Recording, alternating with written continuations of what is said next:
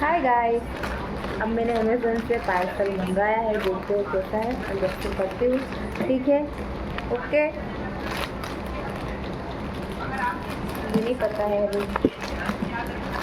Guys कपड़े हैं और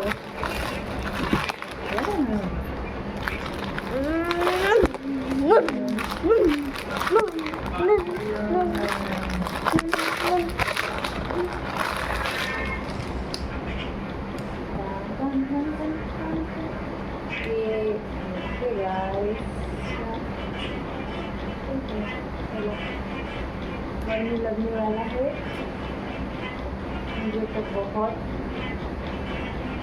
गाइस इधर पे बारिश बहुत आती है और तेरे और गर्मी लगने वाली है तो बहुत ठंडा ना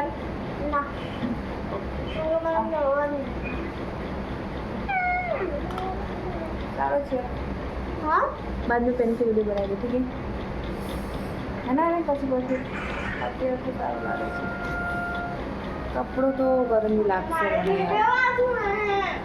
ચાલશે, ચલો। Thank you guys, thank you Amazon.